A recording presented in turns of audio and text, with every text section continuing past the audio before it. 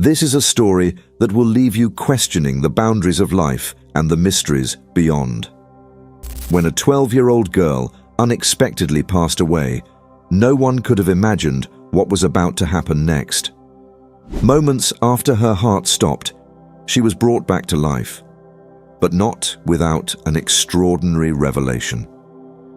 She claims to have met Jesus and returned with a shocking message that could change everything. This is the journey of a young girl who crossed the veil between life and death, and what she has to share might forever alter your understanding of faith and the afterlife. 12-year-old Emma Johnson had always been the light of her family and her community. She was an ordinary girl with an extraordinary zest for life, a child who seemed to brighten any room she walked into. Emma had a laugh that was contagious, a smile that could soften even the hardest of hearts, and a kindness that set her apart from other kids her age. Her parents, Sarah and Michael, often joked that she was an old soul, someone wise beyond her years. Life in the Johnson household was busy but joyful. Emma, the youngest of 3 children, adored her siblings, Hannah and Jacob. The family lived in a small but cozy home in a quiet neighborhood. Weekdays were a whirlwind of school, drop-offs, soccer practice, and family dinners where everyone shared their highs and lows of the day. Emma, always the storyteller, would captivate her family with tales from her day, whether it was helping a classmate with homework or the amusing antics of their dog, Max. She was a bundle of energy, always curious, always eager to learn and help. Emma was deeply loved at her school too. Teachers admired her diligence, and her classmates appreciated her unwavering support. She wasn't the loudest or the most popular kid in the class, but she had a way of making everyone feel seen and valued. Whether it was comforting a friend during recess or offering a smile to a shy new student, Emma had a gift for connecting with people. Faith was an important part of the Johnson family's life. They attended church every Sunday, and Emma loved the warm community she found there. She would sit attentively during sermons, absorbing every word as if it was spoken directly to her. Her faith wasn't just something she was taught, it was something she felt deeply. Emma would often pray before bed, thanking God for her family, her friends, and the simple joys of life. It was a day like any other when the unthinkable happened. That morning, Emma had been her usual cheerful self, helping her mum bake muffins for a school fundraiser. They laughed as Emma accidentally spilled flour all over the kitchen counter, making a mess that Max eagerly tried to lick up. By the afternoon, Emma was running around outside, playing tag with her neighborhood friends under the crisp autumn sun. She came inside for dinner, her cheeks flushed and her hair windswept, full of stories about the games they played. After dinner, Emma complained of feeling unusually tired. Her mum, concerned but not overly alarmed, suggested she go to bed early. Emma agreed, something rare for her, as she was usually the last one to want to call it a night.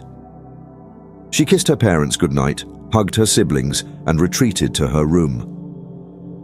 That was the last moment of normalcy the Johnson family would experience for a long time. In the early hours of the morning, Sarah was awakened by a gut-wrenching sound, a loud thud coming from Emma's room. Rushing in, she found her daughter collapsed on the floor, unresponsive.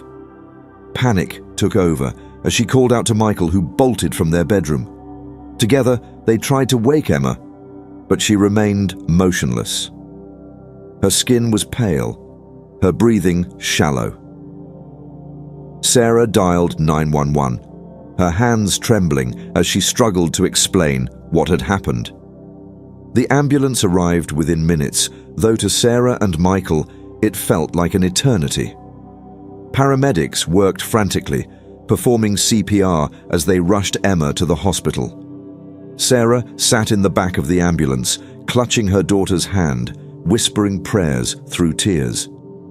Michael followed in the car, his mind racing with fear and desperation.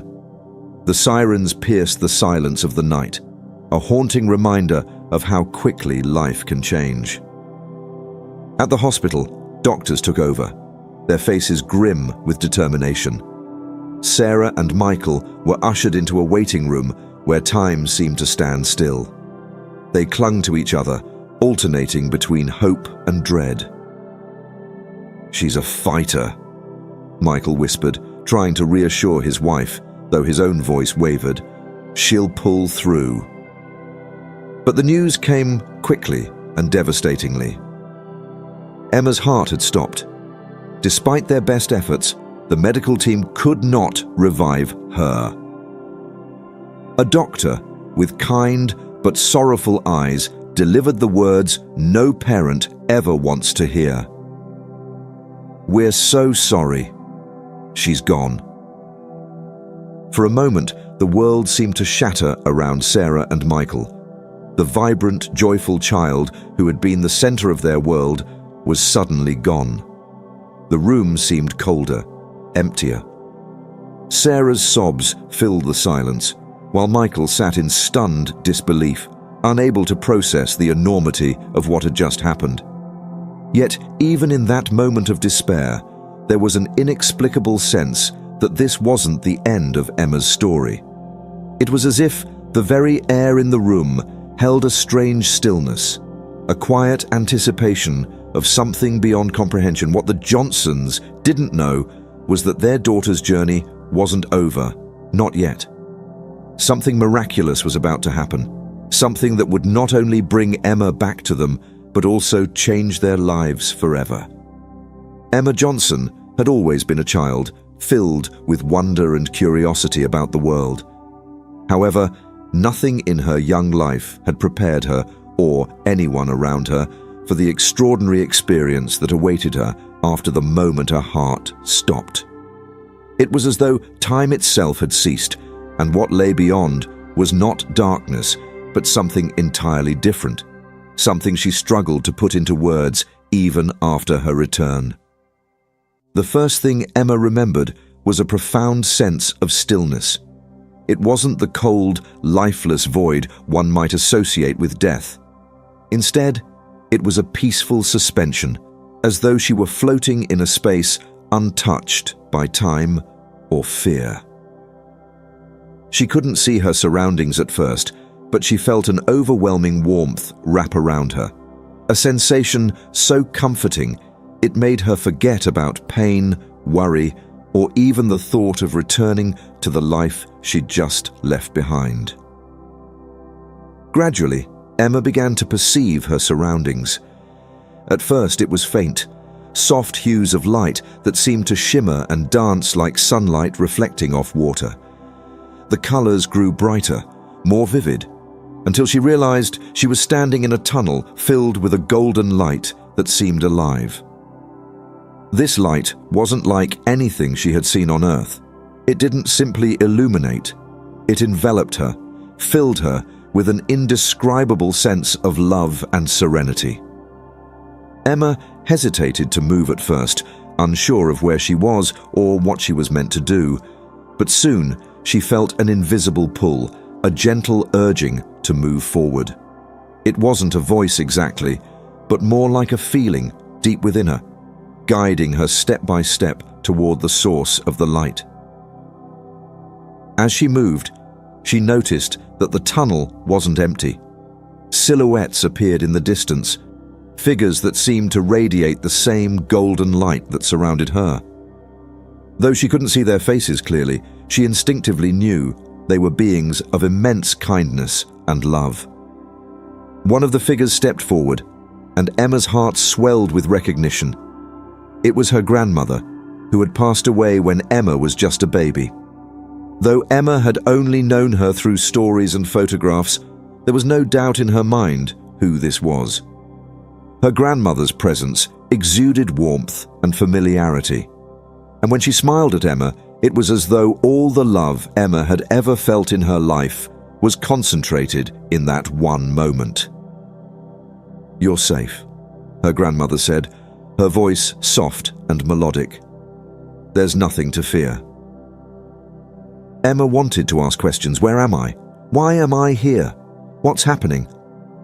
But before she could speak, she noticed another presence, one far more radiant and powerful than anything else in the tunnel. The light grew even brighter, almost blinding, and Emma felt herself drawn toward it. As she approached, the light began to take form, and she realized she was in the presence of someone she instinctively knew was far greater than anyone she had ever encountered. She didn't need to be told who it was. Deep in her soul, she knew. It was Jesus.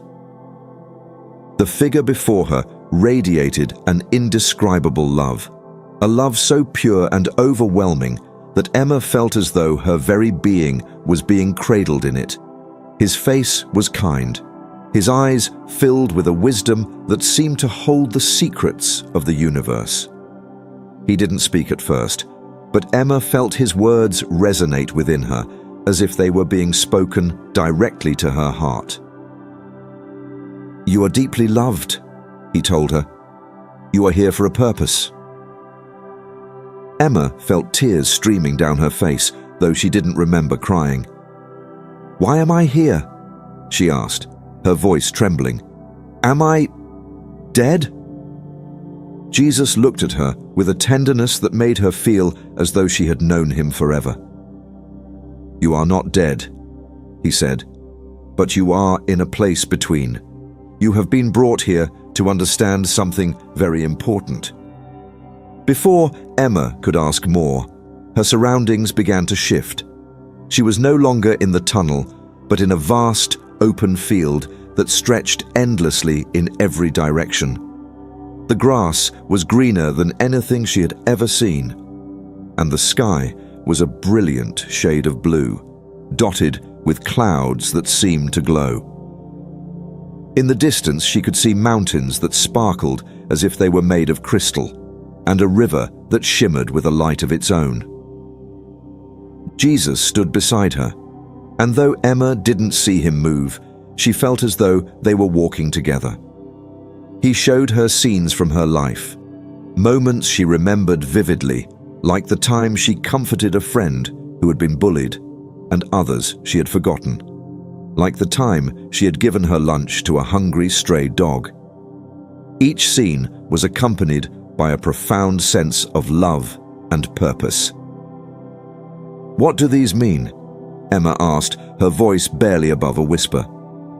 "Every action, no matter how small, has meaning," Jesus replied.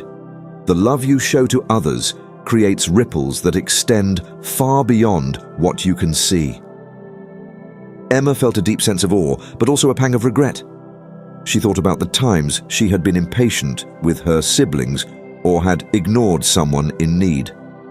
Jesus, sensing her thoughts, placed a hand on her shoulder. "You are human," he said gently. "It is not about being perfect, but about striving to love as I have loved you." Then, as if sensing her unspoken question, Jesus told her something that would stay with her forever. "Your time here is not yet complete. You have more to do.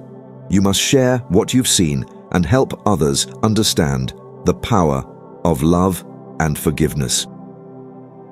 Emma wanted to stay.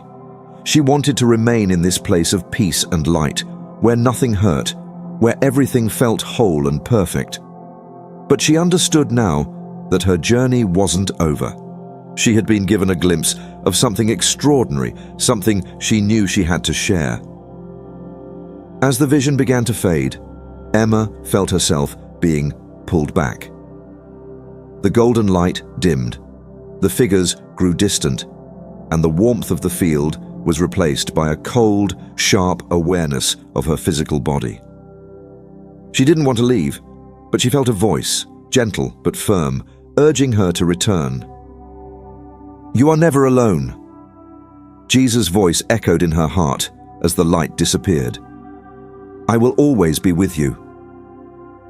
And then, with a gasp that echoed through the hospital room, Emma opened her eyes.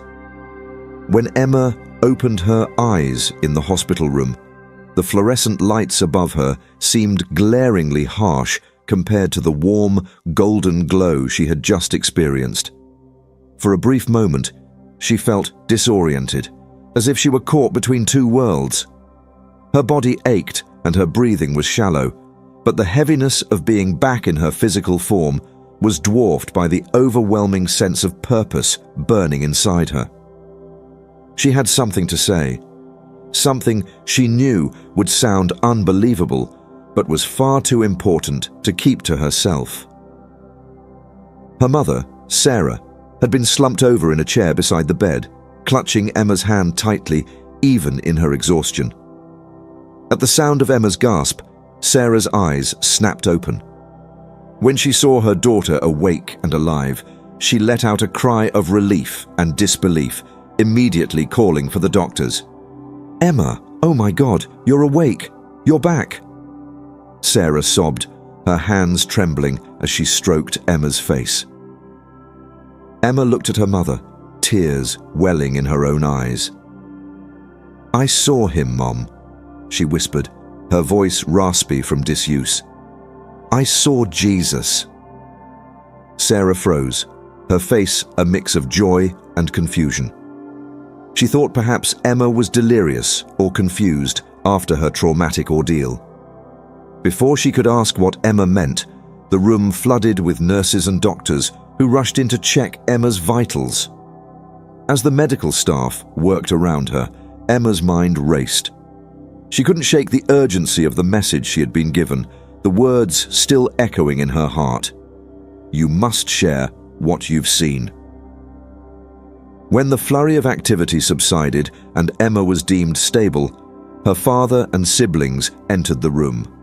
The Johnson family embraced one another, crying tears of joy and gratitude.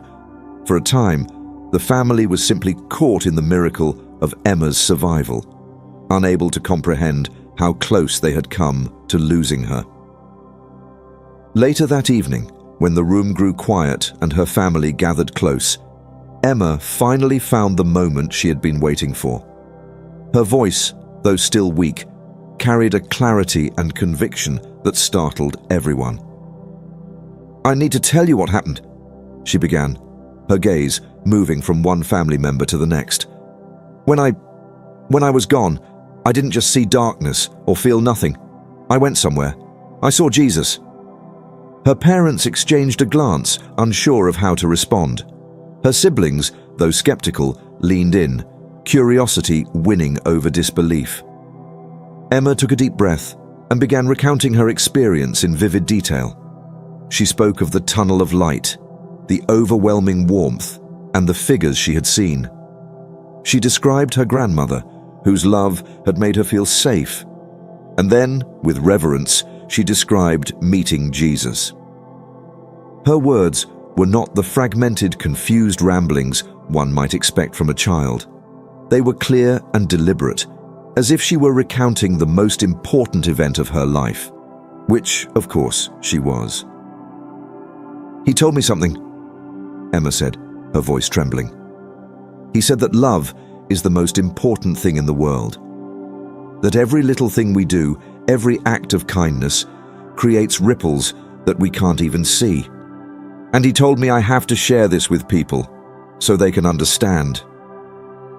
Her mother's eyes filled with tears. "Emma, are you sure this wasn't just a dream?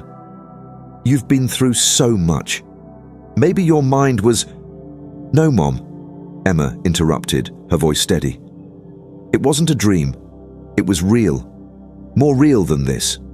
I can't explain it, but I know. And he told me it's important for people to know that they're loved, that they're never alone." Her father, usually the more reserved one, reached out to take her hand. "Emma," he said quietly, "what you're saying, it's incredible, but it's hard for people to believe something like this. Are you ready for that? Are you ready for people to question you, to doubt what you're saying? Emma nodded, her eyes filled with determination. I don't care if they don't believe me. I have to tell them. That's what he asked me to do. The days that followed were a whirlwind. Word of Emma's recovery spread quickly among family and friends, and visitors came to see the miracle girl who had returned from the brink of death. At first, Emma was hesitant to share her story with people outside her family. She feared they would dismiss her as just a kid with an overactive imagination. But as she recounted her experience again and again, she noticed something remarkable. Even the most skeptical listeners couldn't help but be moved. Her pastor was among the first to visit. Sitting beside her hospital bed, he listened intently as Emma described her encounter with Jesus. By the time she finished, the usually stoic man was wiping tears from his eyes. Emma, he said, his voice thick with emotion, what you've experienced is something extraordinary. I believe God has a purpose for you, and I'll do whatever I can to help you share this message. Encouraged by his words, Emma began to feel more confident. She shared her story with nurses, doctors, and even strangers who came to visit her. Every time she spoke, she felt the weight of her responsibility lessen, as if she were fulfilling the mission she had been given. But not everyone was receptive. Some visitors politely nodded, but dismissed her story as a child's imagination. Others openly questioned her, asking how she could be so sure it wasn't just a hallucination. Emma faced these doubts with the same calm assurance she had felt in Jesus' presence. I can't prove it to you, she would say, but I know what I experienced, and I know what he told me. It's not about convincing you. It's about sharing what I've been given. The message itself was simple, but its implications were profound. Emma spoke of the interconnectedness of humanity, of the importance of love and kindness, and of the reassurance that no one is ever truly alone. Her words, spoken with the innocence of a child, but the conviction of someone who had seen something far greater than herself, began to ripple through those who heard them. For Emma, the most important part of her message was the hope it carried. She wanted people to know that even in their darkest moments, there was light and love waiting for them, just as it had been for her. And though the task felt enormous, she trusted the promise she had been given, that she was never alone, and that her words would reach those who needed them most. The day Emma was discharged from the hospital, the world outside seemed both familiar and strange. The crisp autumn air greeted her as she stepped out of the double doors, her parents on either side of her, steadying her as she walked. Yet, everything felt heightened. The vibrant hues of the trees, the hum of distant traffic, the cool breeze brushing against her skin. Life seemed more alive, more precious, more intricate than she had ever noticed before. She'd crossed a threshold and returned, and though her surroundings appeared the same, she knew she was forever changed. Emma's return home was met with an outpouring of love and support from friends, neighbors, and members of their church. The Johnsons' house became a revolving door of visitors, all eager to see Emma and hear her story. Some came with casseroles and flowers, others with cautious curiosity, unsure of what to expect. Emma greeted them all with a calm, radiant demeanor, her words measured but unwavering as she recounted her experience to those willing to listen. Her parents, though overjoyed to have their daughter back, were grappling with their own struggles to comprehend what had happened. Sarah spent hours at night researching near-death experiences, scrolling through endless articles and videos, trying to make sense of Emma's claims.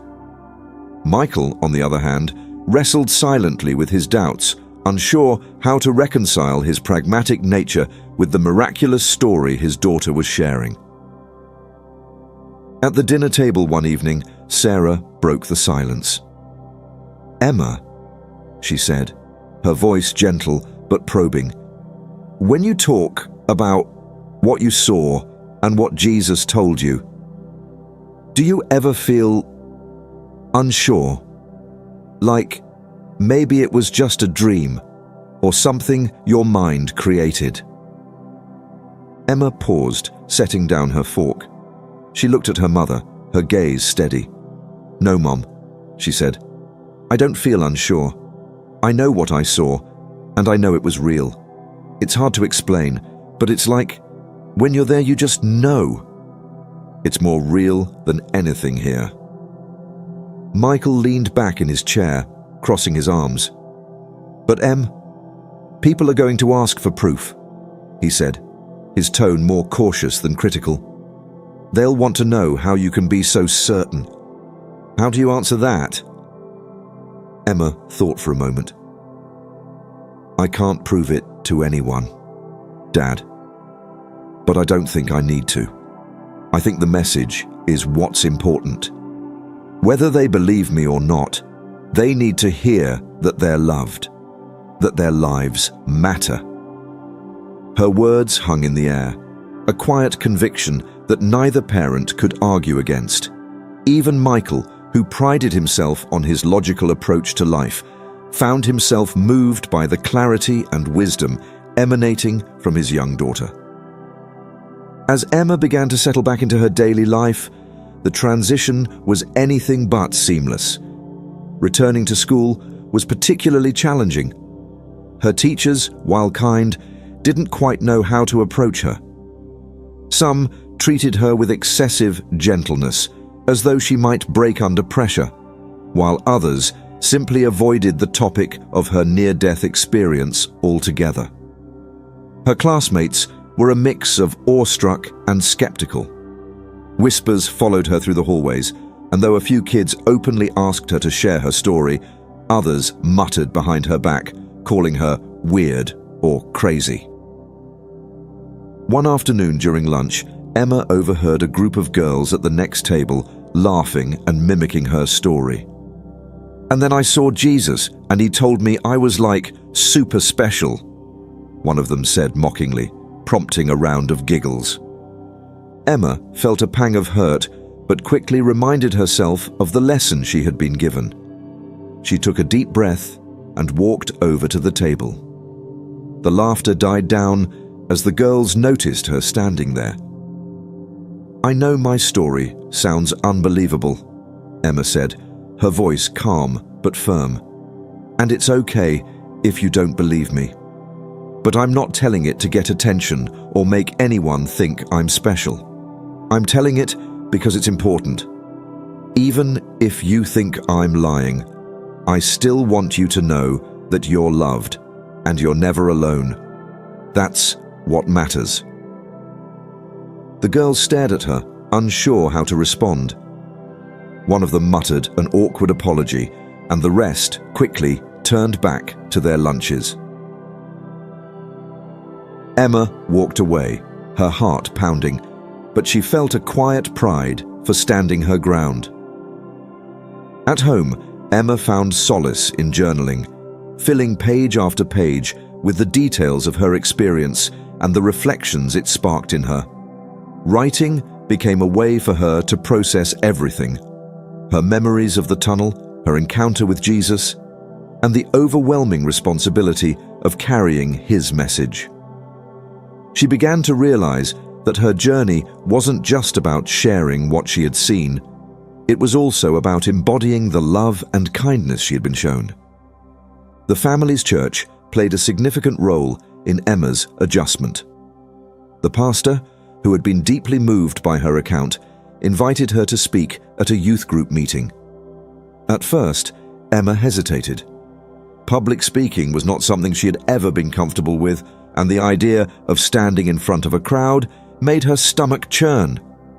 But she remembered Jesus' words, "You must share what you've seen," and she knew this was part of her purpose. On the evening of the meeting, Emma stood in front of the group, her hands trembling as she clutched the microphone. The room was filled with teenagers, some looking curious, others skeptical. She closed her eyes for a moment, silently praying for strength, and then began to speak. "I know some of you probably think this is going to be crazy," she started, her voice quivering slightly. "And maybe it is. But what I'm about to tell you isn't just a story. It's something I lived. It's something I'll never forget." As she spoke, the room grew silent. Emma's words were simple but powerful, her descriptions vivid and heartfelt. She shared the message of love and purpose she had been given, emphasizing that every person in the room mattered, that they were deeply loved and never truly alone. By the time she finished, there wasn't a dry eye in the audience. In the weeks that followed, Emma continued to share her story, not just in church, but in other unexpected places, at the grocery store, in line at the post office, and even during casual conversations with strangers. She discovered that her message resonated with people in ways she hadn't anticipated. Some thanked her for reminding them of their faith, while others confided in her about their struggles, finding comfort in her words. Despite the positive impact, Emma's journey was not without its challenges. Skepticism and criticism followed her wherever she went, but she learned to meet them with patience and grace. Each time she faced doubt, she reminded herself of the light she had seen and the promise she had made. She wasn't here to convince anyone. She was here to plant seeds of hope, trusting that they would grow in their own time. The journey back to life wasn't as simple as just waking up and carrying on for Emma. Her body was weak from the trauma, and she found herself navigating a strange new world. One where she was the same person, but also profoundly different. Everything seemed heightened. The sound of leaves rustling in the wind, the warmth of sunlight on her skin, even the gentle murmurs of her family at the breakfast table felt richer, as though life had deepened in its meaning and texture. Yet, along with this newfound appreciation came an undeniable weight, the responsibility of the message she had been given and the challenge of being heard. Emma's first real test came the morning after her return home. It started like any other day, with the family sitting down to breakfast, her parents bustling about the kitchen while her siblings argued over the last slice of toast. Emma, however, sat quietly, staring at her plate, her mind distant. Finally, her father, Michael, sat down across from her and cleared his throat. "Emma," he said gently, his brow furrowed, "your mother and I have been talking. We're so grateful you're home, and we're trying to understand everything you've told us. But," he paused, choosing his words carefully, "are you sure about all of this? I mean, absolutely certain?" Emma looked up at him, her wide eyes calm but resolute. "I'm sure, Dad. I can't explain it in a way that makes sense here, but it was real. I saw him, I heard him, and he told me I have to share what I saw." Her father sighed, running a hand through his hair. "I don't doubt that you believe it, sweetheart, but the world's going to ask for proof. People are going to question you, maybe even mock you. Are you ready for that?" Emma nodded, her voice soft but firm. "I don't think it matters if people believe me, Dad. I think it only matters that I tell them." Her mother, Sarah, who had been standing by the sink, turned around, her eyes glistening with tears. "She's right, Michael," she said. "Whether or not anyone believes her, Emma's telling the truth as she knows it. That's all she can do." The family finished breakfast in thoughtful silence, but the conversation had set the tone for what was to come. Emma knew her story would be met with skepticism, and though it hurt to think that some might dismiss her, she felt a deep sense of peace about her purpose. The mission wasn't about her, it was about the message. Returning to school proved to be another challenge. Emma's classmates had heard whispers about her story, and the reactions were mixed. Some were genuinely curious and approached her with questions, while others kept their distance, unsure how to engage with someone who had been through something so extraordinary. Then there were the skeptics, the kids who rolled their eyes or whispered behind her back. One such incident occurred during science class. The teacher was discussing the biological processes of life and death, and one student raised a hand. "Isn't it true that people who claim to see things during near-death experiences are just hallucinating because of lack of oxygen?" the boy asked, glancing pointedly at Emma. The teacher hesitated, clearly uncomfortable. Emma felt every eye in the room turn toward her, but instead of shrinking under the scrutiny, she raised her own hand. "Can I say something?" she asked. The teacher nodded, and Emma stood, her heart pounding. "I've heard people say that before," she began, her voice steady despite the nerves twisting in her stomach. "And maybe that's what some scientists believe. But what I experienced wasn't a hallucination. It wasn't just a trick of the brain. I don't know how to prove it to you, but I know it was real. It was more real than sitting here in this classroom. And I think it's okay if not everyone believes me. I just hope that, whether you believe my story or not, you'll think about what it means to love each other and to know that your life matters. That's the message I was given. That's what's important." The room fell silent.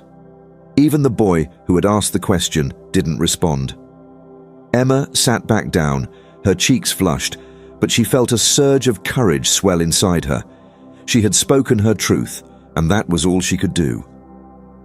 At home, Emma found herself journaling more and more, filling pages with her thoughts, memories, and reflections on her experience. Writing became a way to process the enormity of what she had gone through. She wrote about the tunnel of light, the overwhelming love she had felt, and the profound sense of purpose that had been instilled in her. But she also wrote about the challenges, about feeling different, about the skepticism she faced, and about the moments of doubt that occasionally crept in when the world felt too heavy. One evening, as she was writing, her older sister, Hannah, knocked on her door. "Can I come in?" she asked, peeking into the room. "Sure," Emma said, setting her journal aside. Hannah sat on the edge of the bed, fidgeting with her hands. "I just wanted to say, I think it's really brave, what you're doing, telling your story even when people don't believe you." Emma smiled. "Thanks, Hannah." "I have to admit," Hannah continued, "I wasn't sure what to think at first. I mean, it's such a huge thing, but when you talk about it, I don't know. It feels true. I believe you." Emma felt tears prick her eyes. "That means a lot," she said quietly. The family's church became a place of refuge and support for Emma. The pastor, who had been deeply moved by her story, invited her to speak during a Sunday service.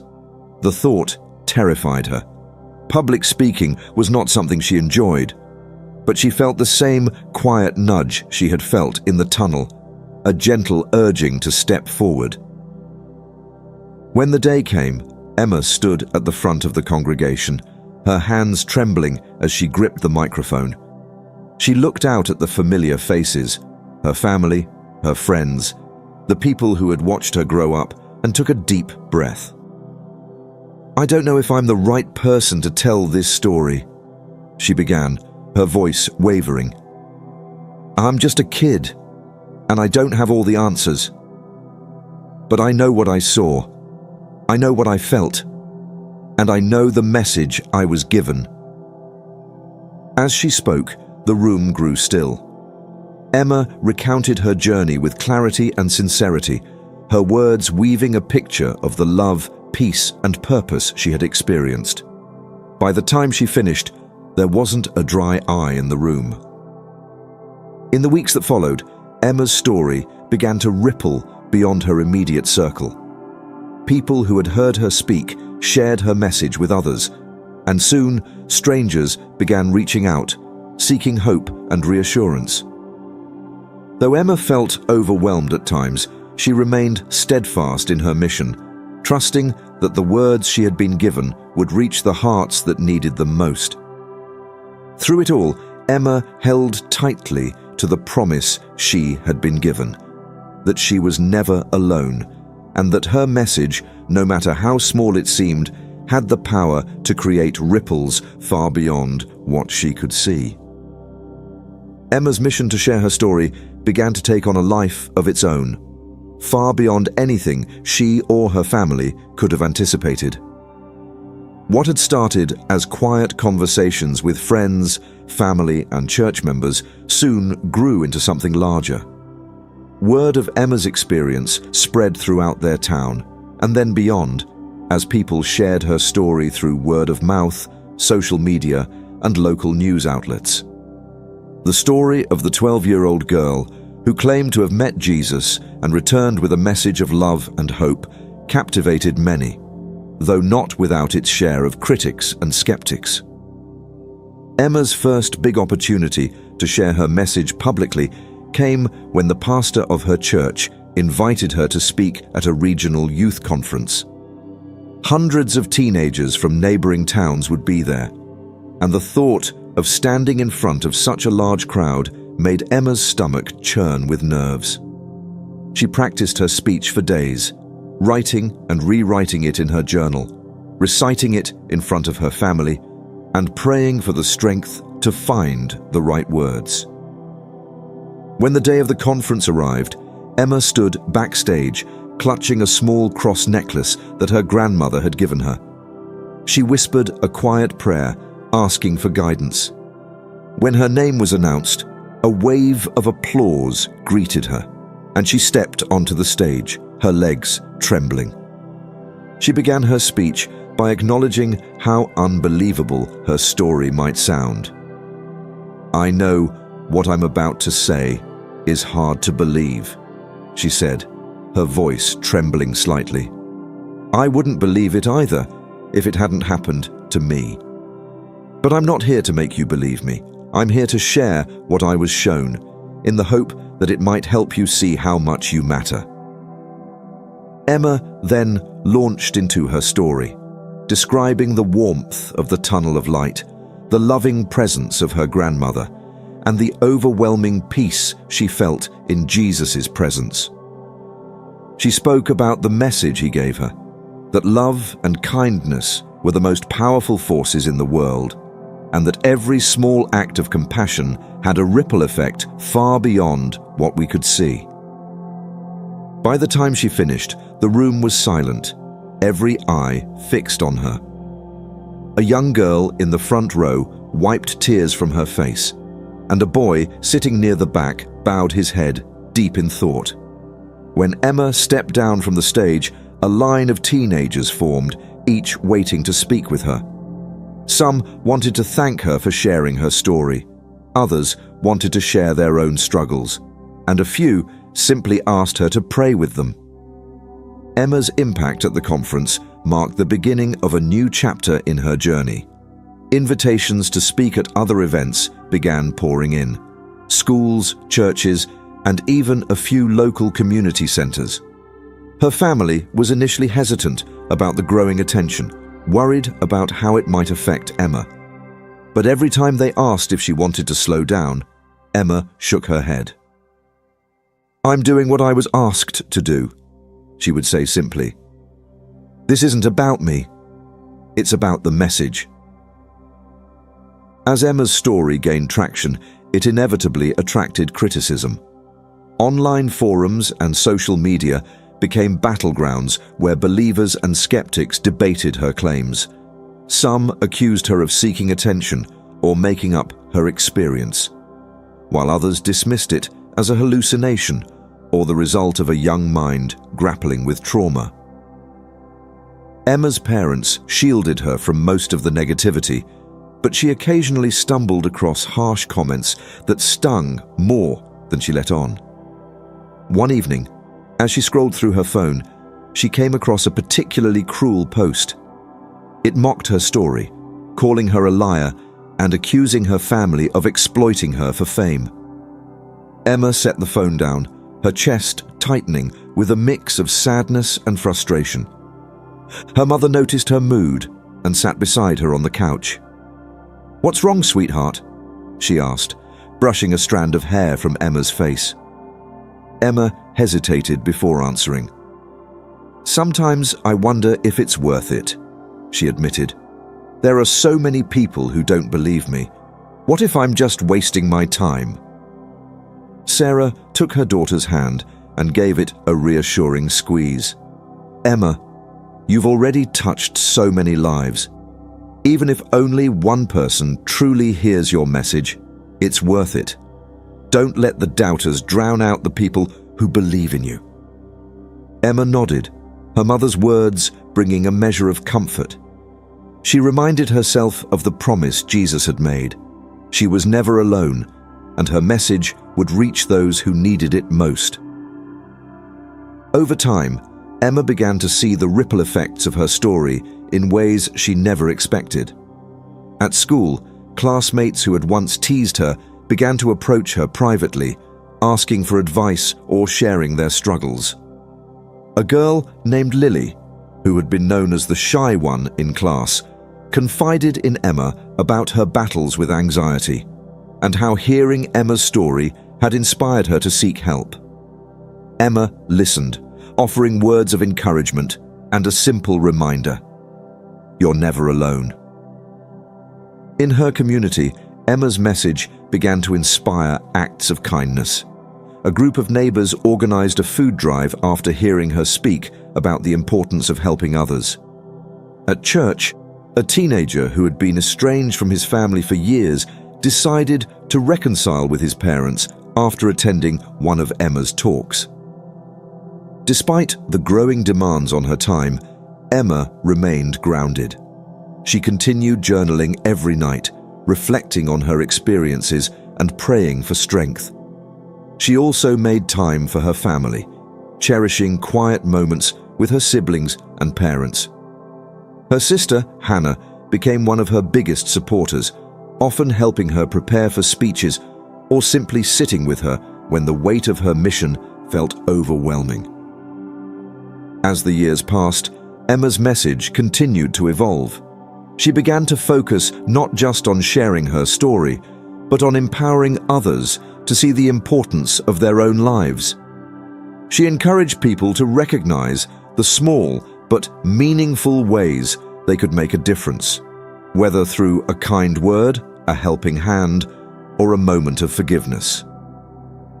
Emma's journey was far from easy, but she embraced it with unwavering faith.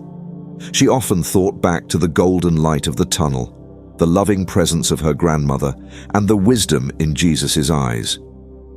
Those memories became her anchor, reminding her of the profound truth she had been shown: that love, in all its forms, was the greatest gift of all. In the end, Emma's mission wasn't about convincing others to believe in her story. It was about planting seeds of hope, kindness, and faith, trusting that they would grow in their own time. And as those seeds began to bloom in the lives of those she touched, Emma knew she was fulfilling the purpose she had been given: to be a messenger of love in a world that desperately needed it.